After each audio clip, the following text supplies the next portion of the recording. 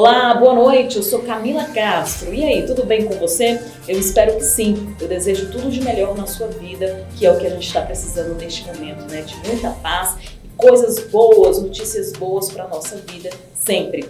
Bom, hoje, né, quarta-feira, véspera de feriado de Corpus Christi, amanhã, então, um dia para a gente descansar. Que bom, é sempre maravilhoso ter uma folguinha no meio da semana.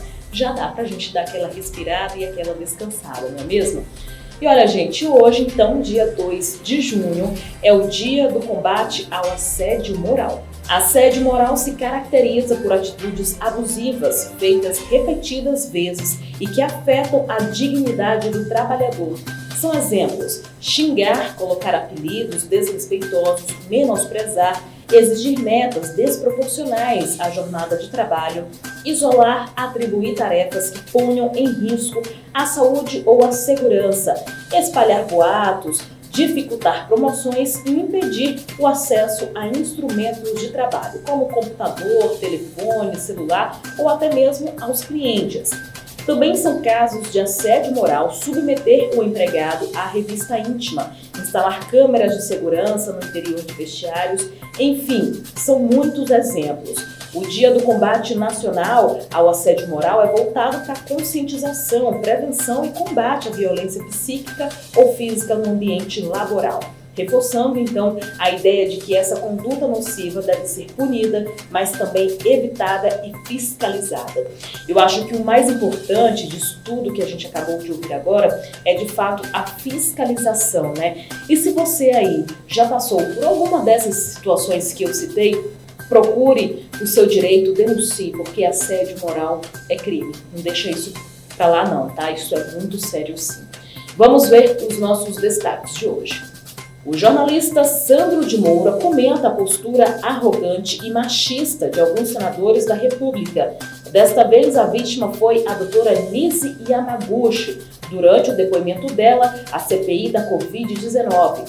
Governadora do Rio Grande do Norte sanciona a lei que cria o Dia Estadual do Forró. Advogado revela suposto envolvimento de juízes em esquema de vendas de sentenças. Hoje é quarta-feira, dia do quadro Fica Senhor Comigo, com o padre Jorge Luiz. Governo federal anuncia a realização da Copa América aqui no Brasil. Vamos juntos! Essas e outras notícias a partir de agora.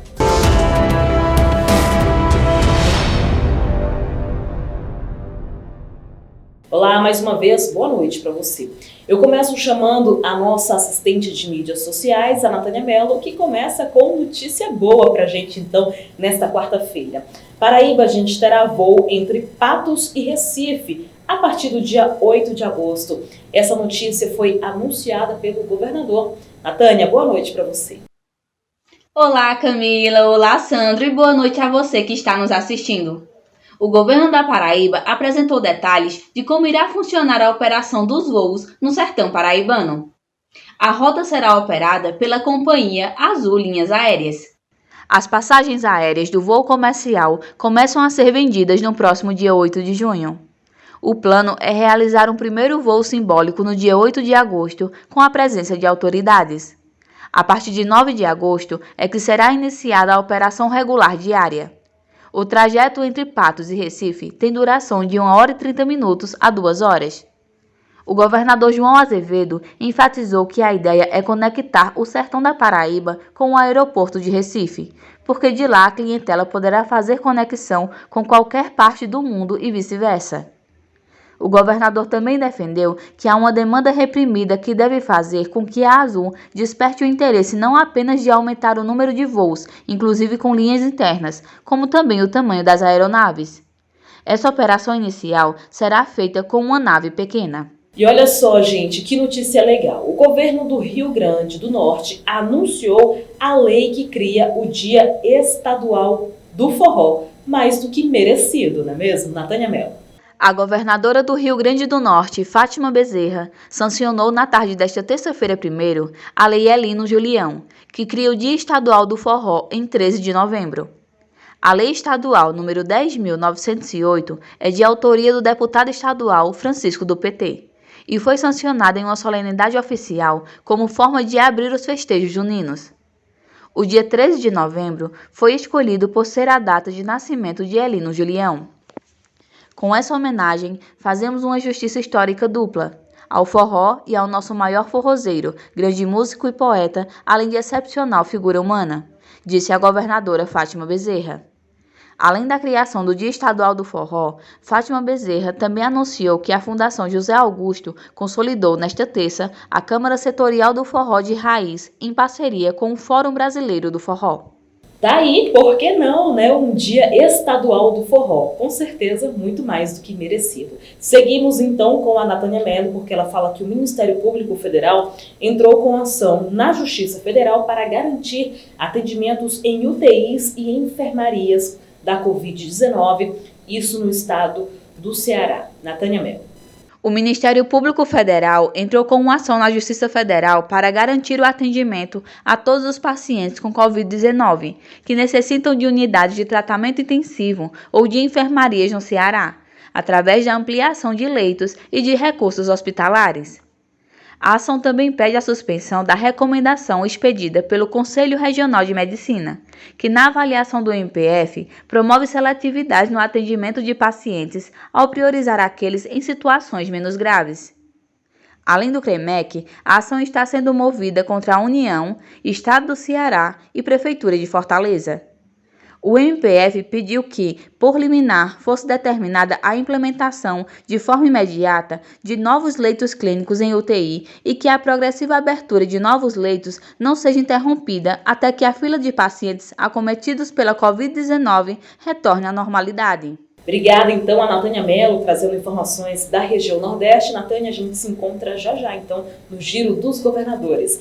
Hora de chamar a nossa correspondente lá da Bahia, Rita Brandão, que começa com uma notícia quente. Advogado revela suposto envolvimento de juízes em esquema de vendas de sentenças. Dá para acreditar? Rita Brandão, boa noite para você. Boa noite, Camila. Boa noite, Sandro de Moura. Boa noite a todos os telespectadores do Com Brasil Nordeste. O advogado Júlio César Cavalcante Ferreira, que foi assessor do Tribunal de Justiça da Bahia, fez uma delação e revelou que os juízes alvos da Operação Faroeste, que investigam a venda de sentenças judiciais favorecendo a grilagem de terras no oeste da Bahia, teriam envolvidos em outros esquemas de venda. O acordo de delação foi firmado junto à Procuradoria-Geral da República e homologado pelo ministro do Supremo Tribunal de Justiça, Hoje Fernandes, em março de 2020. Além de entregar as provas, Cavalcante confirmou a devolução de mais de 2 milhões e veículos que foram obtidos por meio das infrações penais. Na Faroeste, um dos esquemas delatados por ele foi uma suposta negociação de 60 mil envolvendo um processo de recuperação judicial. Ele afirmou que dirigiu o voto no sistema do TSJ Bahia usando a senha de uma funcionária do gabinete da desembargadora Sandra Inês Moraes. De acordo com ele, a negociação teria sido feita com o filho da desembargadora, Vasco Rosciolene. Na delação, o advogado admitiu ter ficado com 10 mil, uma assessora da desembargadora com outros 10 mil e o filho de Sandra Inês com 40 mil. E olha só, gente, o governo da Bahia anunciou o leilão de 7 imóveis públicos, avaliados em mais de 3 milhões de reais. O governo da Bahia anunciou, por meio de edital, um leilão para a venda de 7 imóveis públicos avaliados em 3 milhões. O leilão está marcado para o dia 6 de julho, no segundo andar do edifício da Secretaria de Administração, no Centro Administrativo da Bahia. Entre os bens leiloados estão um apartamento localizado no bairro do Costa Azul, em Salvador, 2 salas no centro de Salvador, 2 terrenos localizados no loteamento Mirage, em Vilas do Atlântico, uma área de 20 mil metros quadrados na BR-116, em Feira de Santana, além de um terreno de 5 mil metros quadrados no bairro Catuaba, em Jacobina, no norte da Bahia. Os interessados poderão visitar os imóveis até o dia 5 de julho, das 9 horas da manhã às 18 horas, mediante agendamento prévio. Bom, que esse dinheiro aí, então, desses leilões sejam revertidos em benfeitorias, então, para o Estado, não é mesmo? Rita Brandão agora fala que a Justiça apreende mais de 600 ônibus da concessionária Salvador Norte. Rita, é com você. Cerca de 60 ônibus da concessionária Salvador Norte foram apreendidos por oficial de justiça na segunda-feira, dia 31. Eles estavam na garagem da empresa no bairro de São Cristóvão, em Salvador. Segundo a Prefeitura de Salvador, a dívida já existia antes da intervenção. A gestão disse ainda que foi pega de surpresa com a apreensão, mas que a Procuradoria vai adotar as providências para solucionar o problema. A Prefeitura pontuou ainda que apenas 28 estavam em circulação, os demais estavam retidos em manutenção. Para atender a demanda descoberta com a apreensão desses veículos, a CEMOB ajustou a operação de transporte a fim de que as outras duas bases, OT Trans e Plataforma, deem conta das áreas afetadas. Rita Brandão, para o Com Brasil Nordeste. Obrigada, Rita Brandão, direto da Bahia, trazendo as informações importantes lá da região. Até amanhã, Rita, a gente volta a se encontrar. Então, olha só, gente, agora é hora, então, de chamar o jornalista Marcelo Jorge, direto de Pernambuco, sempre com informações relevantes para a gente. Marcelo, boa noite para você. Olá, muito boa noite, Camila Castro, muito boa noite, Sandro de Moura, muito boa noite para toda a equipe do Com Brasil Nordeste, nesta quarta-feira, dia 2 de junho. Olha, nesse meio de semana eu tenho uma boa notícia, uma notícia de esperança em meio a tantas más notícias que infelizmente a pandemia vem causando. É que uma bebê nasceu com anticorpos para o Covid-19 após a mãe ter sido vacinada durante a gestação. Vamos acompanhar essa informação tão importante e tão esperançosa. Olha, Camila e Sandro, a dentista Ana Carla Calazans, que tem 33 anos, e o seu marido, o médico ortopedista Antônio Carlos Souza, que tem 32, tiveram uma surpresa ao perceber, na segunda-feira, dia 31, que a filha Ana Carolina Calazans, de 21 dias, tem 94,2% de imunidade contra a Covid-19. A informação foi confirmada por meio de um teste de anticorpos totais neutralizantes feito em um hospital particular do Recife, na capital pernambucana. Ana Carla estava grávida de 7 meses quando recebeu as 2 doses da Coronavac Butantan em um posto de vacinação de Olinda, no Grande Recife. Depois de tomar as doses do imunizante nos dias 15 e 30 de março, a dentista fez o teste de anticorpos em abril. O resultado foi o mesmo do exame da filha, 94,2%. E aí eu abro aspas para a mãe. Para quem ainda está em dúvida se deve tomar ou não, eu diria para acreditar na ciência, acreditar na vacina e pensar no bem para os filhos. É uma proteção para eles, uma esperança para a gente e um sossego, afirmou a mãe. Profissionais da área de saúde, Ana Carla e o marido eram considerados de alta exposição ao vírus. Mesmo assim, foram muitas as críticas quando ela decidiu que tomaria a vacina durante a gravidez. Na época, eram poucos os estudos sobre a segurança e a eficácia da imunização na gestão. Olha, segundo o virologista Rafael Dália, pesquisador da Fundação Oswaldo Cruz, Fiocruz, e membro da Academia Pernambucana de Ciências, se a mãe foi capaz de produzir anticorpos neutralizantes contra o SARS-CoV-2, é natural que esses anticorpos sejam também transferidos para o feto. Em fevereiro, a Pfizer registrou um estudo específico para mulheres gestantes e lactantes, e em março apresentou resultados bem robustos, demonstrando uma resposta imune alta com transferência de imunidade, lembrou o virologista.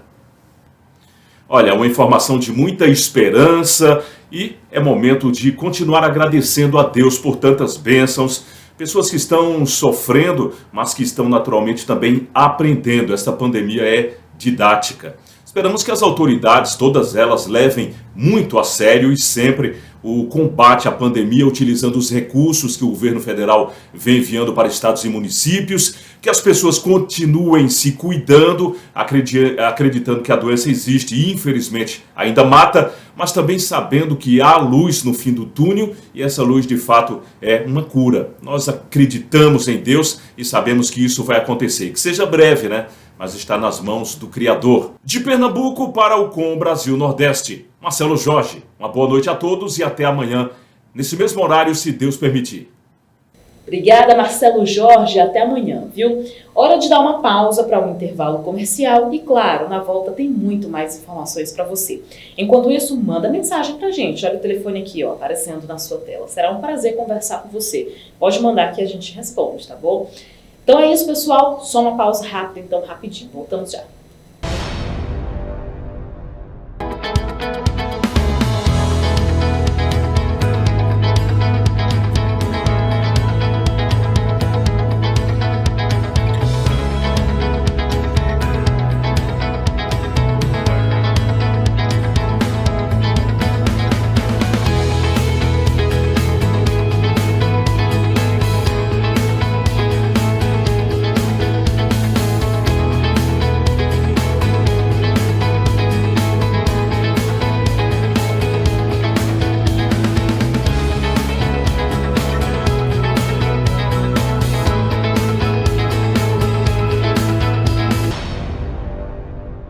Olá, estamos de volta.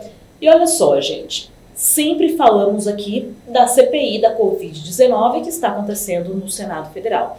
E a cada dia que passa, a gente tem uma única certeza, que essa CPI parece que só tem um objetivo, que é tirar o presidente da República, Jair Bolsonaro. A falta de respeito durante esses depoimentos é clara. Isso não dá para negar, não é mesmo?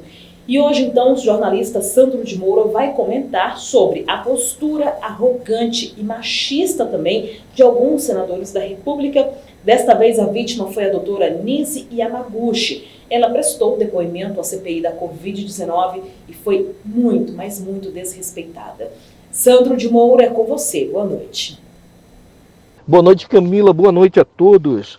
Camila, eu vou falar hoje a respeito da selvageria ontem na CPI da Covid-19.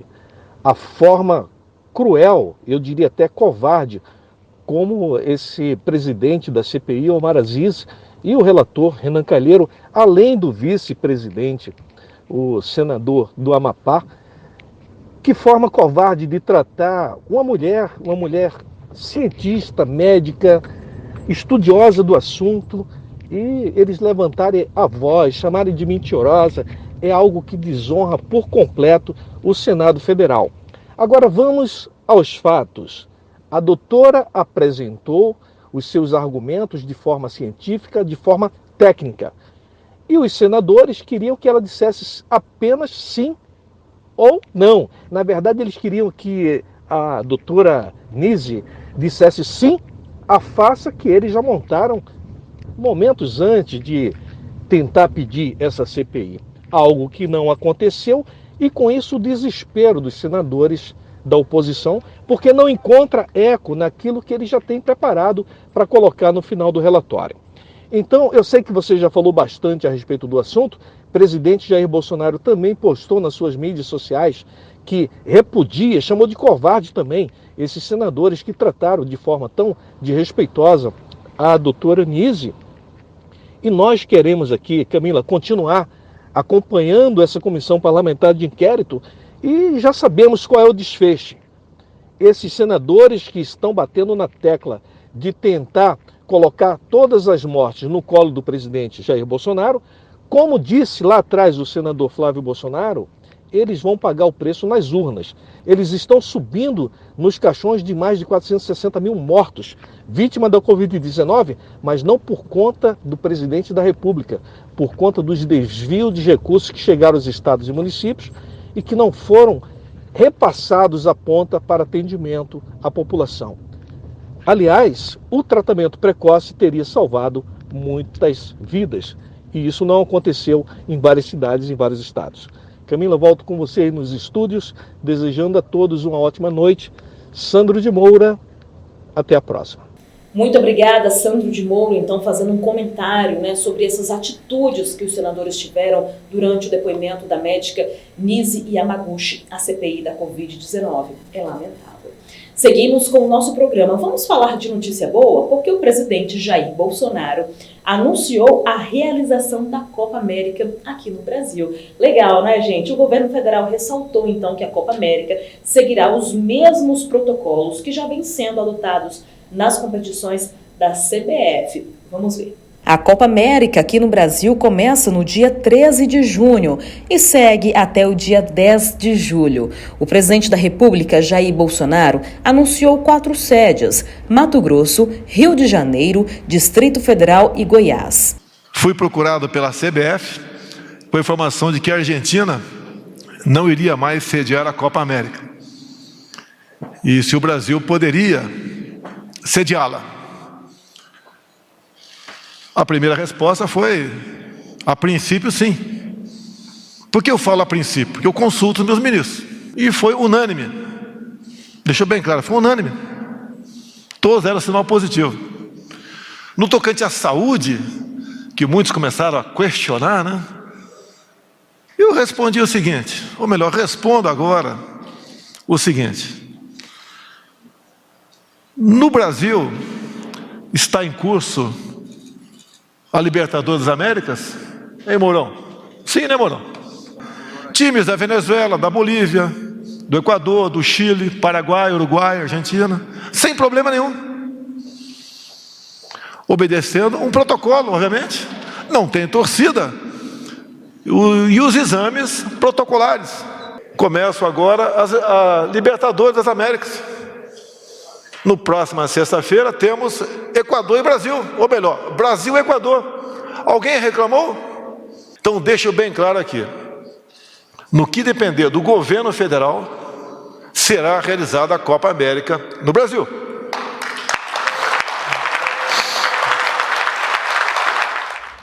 Depois do anúncio, as reações foram imediatas. Partidos de oposição ingressaram no STF contra a realização do evento no Brasil. Já os partidários do presidente saíram em defesa da competição. A Copa América será muito bem-vinda ao estado de São Paulo. Aliás, pode se tornar um excelente laboratório do início das aberturas de eventos na capital paulista e também em todo o estado.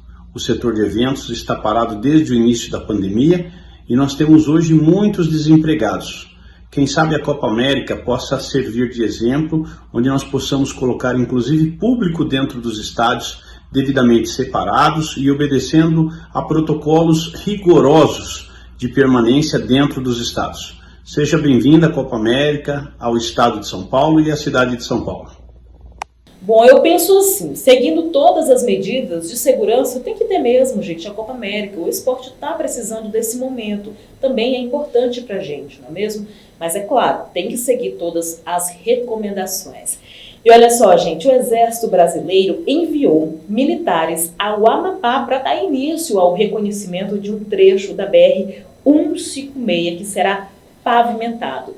E os moradores lá da região ficaram felizes demais da conta. Gente, quem é que não fica feliz quando você recebe a notícia que vai chegar asfalto? Todo mundo, né? É o que as pessoas mais querem, de fato, é morar num lugar pavimentado, urbanizado. É bom demais, com estrutura. Veja só como é que foi, então, a reação dos moradores.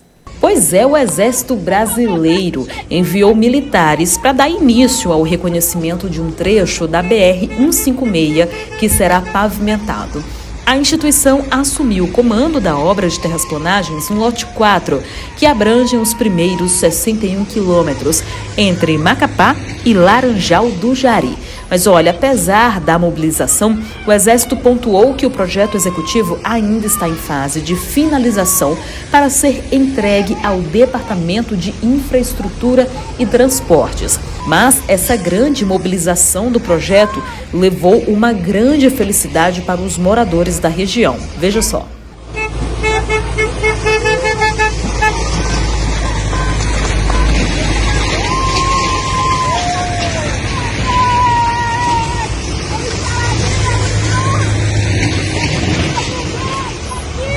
Realmente, asfalto traz muita felicidade.